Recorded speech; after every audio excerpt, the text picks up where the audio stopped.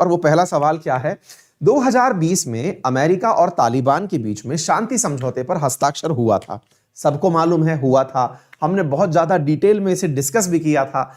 अब वही शांति समझौता मेरे प्यारे साथियों एक प्रकार से रिव्यू के दायरे में आ गया है। रिव्यू करने का मतलब क्या है? आइए सारी बातें जो विद्यार्थी एकदम नए हैं उनको भी बताएंगे, जो पहले से जानते हैं उन्हें भी ये सारी बातें बताएंगे।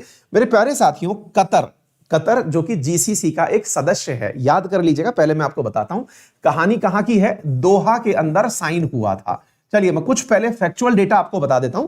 दोहा जो कि कतर की राजधानी है, कतर जो कि अभी जीसीसी के साथ अपने संबंध बहाल किया है। जीसीसी जिसके 6 सदस्य राष्ट्र हैं और उन 6 सदस्य राष्ट्रों को हमने कुछ इस प्रकार से याद किया हुआ है, उम्मीद है आपको याद होगा। यहां पर कतर है, यूएई है, बहरेन है, ओमान है, कुवैत है, सऊदी अरब है। कुछ याद है? इसका मुख्यालय जिसका रियाद के अंदर मुख्यालय है, रियाद सऊदी अरब के अंदर है। ये कुछ बातें मैंने आप लोगों को चलो रिवाइज करा दी। अब ध्यान से सुनिए बेटा। दोहा के अंदर की बात है मेरे प्यारे साथियों। फरवरी जो है, लास्ट फरवरी के डेट की बात है, फरवरी 2020 की बात है कि अमेरिका यानी कि यूएस और तालिबान के बीच में एक समझौता हुआ। क्या समझौता हुआ? यूएस और तालिबान के बीच में यह समझौता हुआ कि यूएस अपने अलाइज देशों के साथ मिलकर के, इसके अलाई कौन है? नाटो सदस्य, नॉर्थ अटलांटिक ट्रीटी ऑर्गेनाइजेशन वाले जो देश हैं, उनके साथ साथ में अपनी सेनाएं विद इन 14 मंथ यहां से हटा लेगा। मजेदार बात सुनिए, यह बात कहां हुई थी? दोहा में हुई थी। कहां के लिए हुई थी? तालिबान है अफगानिस्तान में। कहां पर है? अफगानिस्तान में। तो यूएस ने कहा कि हम अफगानिस्तान से अपनी सेनाएं हटा लेंगे। कब हटा लेंगे?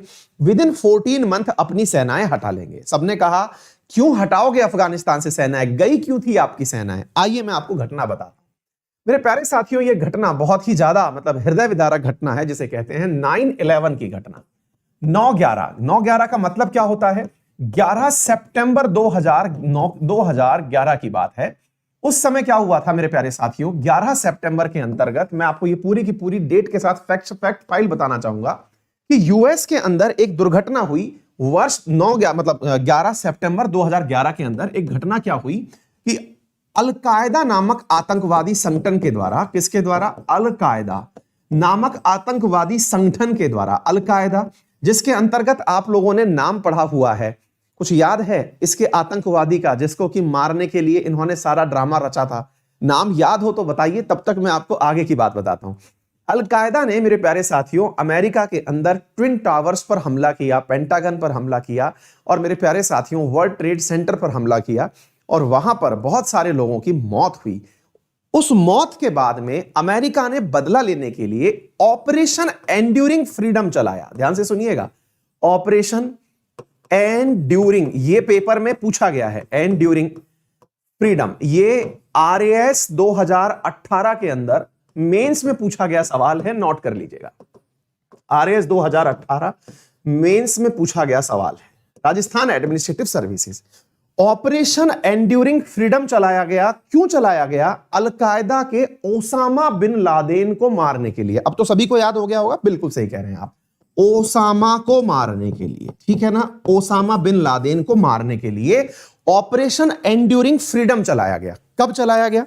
हमला शुरू हुआ। कब शुरू हुआ हमला? हमला हुआ था 2011 सितंबर में। अक्टूबर 2011 के अंदर यह चलाया गया। अक्टूबर 2011 के अंदर चला हुआ ये जो पूरा के पूरा काम था, ये मेरे प्यारे साथियों पूरी दुनिया के द्वारा देखा गया। माफी चाह रहा हूं, 2001 के अंदर, 2001 के अंदर।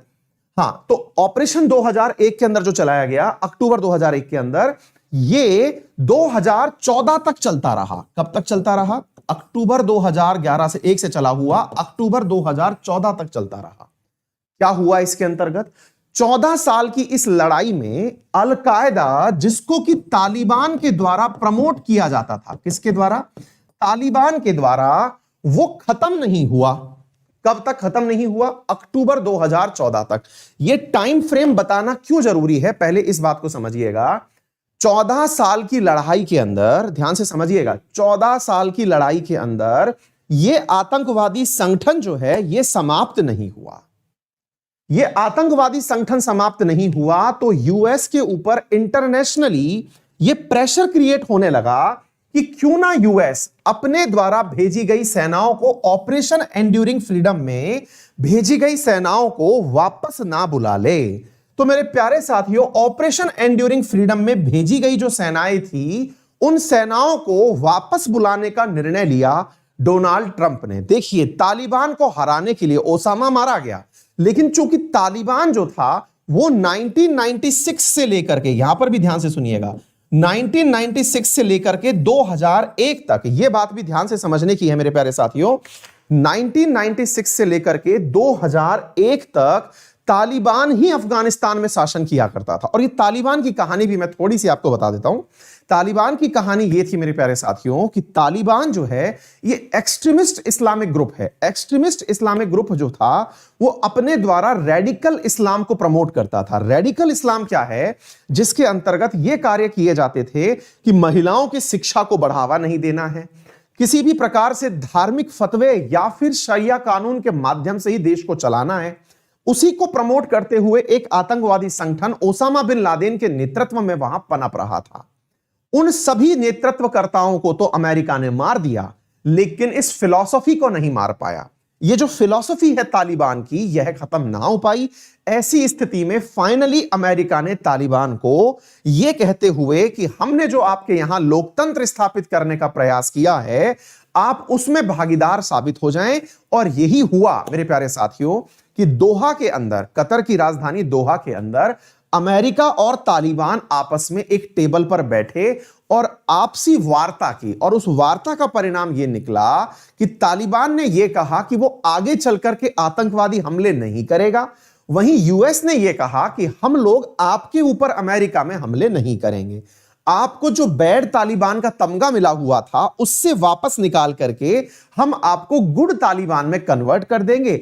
यूएन के द्वारा आपके ऊपर जो लगे हुए सैंक्शंस हैं उन्हें हम खत्म कर देंगे। हम आपसे चाहेंगे कि तालिबान जो है वो अफगानिस्तान के अंदर जो लोकतांत्रिक सरकार चल रही है उसके साथ वार्ता करके इंट्रा अफगान टॉक्स करे और इंट्रा अफगान टॉक्स के माध्यम से एक ऐसी स्थिति क्रिएट कर ले जिससे कि भविष्य में किसी भी प्रकार से अफगानिस्तान में किसी भी अमेरिकी सेना अथवा नाटो अलाइज को ना आना पड़े। यह काफी ऐतिहासिक समझौता था।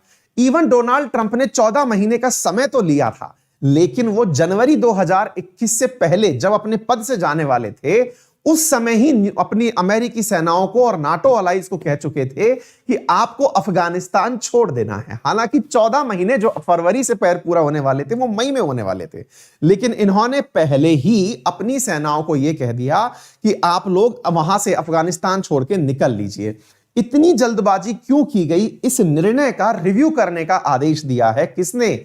जो बिडेन ने। जो बाइडेन जो कि वर्तमान में नए राष्ट्रपति बने हैं, उन्होंने डोनाल्ड ट्रंप के द्वारा आखिरी समय में लिए गए निर्णयों का, विशेष रूप से अफगानिस्तान के साथ में या तालिबान के साथ किए गए निर्णयों का रिव्यू करने की घोषणा की है। यह रिव्यू अपने आप में कुछ के लिए अच्छी है, कुछ के लिए बुरी है।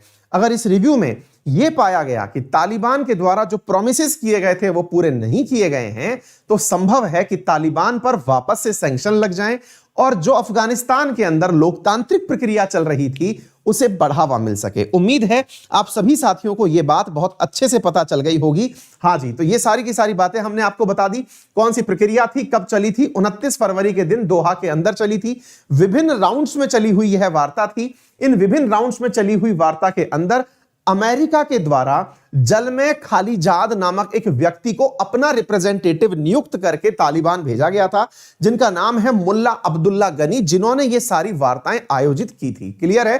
तो ये सारी बातें हमने आपको उसी सेक्शन से निकाल करके बताई हैं। अमेरिका के द्वारा यह सारा कार्य किया गया है। अमेरिका के बारे में कुछ तथ्य और जान लीजिए। यहां की कैपिटल वॉशिंगटन है, करेंसी डॉलर है। जॉय बिडेन यहां के प्रेसिडेंट हैं। कंटिनेंट यह है अमेरिका में है, पैसिफिक ओशियन में यह स्थित है। मेरे प्यारे साथियों, अमेरिका के अंदर 50 राज्य हैं। 50 राज्य जो हैं उन सभी से 2-2 सीट इलेक्ट होके आती हैं। सीनेट में कुल 100 सदस्य इसी वजह से निकल करके आते हैं। क्लियर है? अमेरिका नॉर्थ अमेरिका के अंदर स्थित है। नॉर्थ अमेरिका दुनिया के 7 कॉन्टिनेंट्स में से एक है। हाँ जी, कुछ यहां पर अमेरिका से जुड़े हुए प्रश्न हैं जो कि स्टैटिक जीके के प्रश्न बन सकते हैं। अमेरिका के, संयुक्त राज्य अमेरिका के वर्तमान में जो जो बाइडेन बने हैं वो कौन से नंबर के राष्ट्रपति हैं? That is 46। इनकी पार्टी का नाम क्या है? तो मेरे प्यारे साथियों, इनकी पार्टी है डेमोक्रेटिक। जो बाइडेन पहले से अमेरिकी सीनेटर कार्य करते थे, डेलावेयर से थे। बराक ओबामा की अध्यक्षता के दौरान जो बाइडेन संयुक्त राज्य अमेरिका के कौन से उपराष्ट्रपति के रूप में कार्य कर चुके हैं? तो 47वें उपराष्ट्रपति रह चुके हैं। संयुक्त राज्य अमेरिका के वर्तमान उपराष्ट्रपति कौन से हैं? तो कमला हैरिस हैं। ये 49th वाइस प्रेसिडेंट हैं। Joe Biden 46th president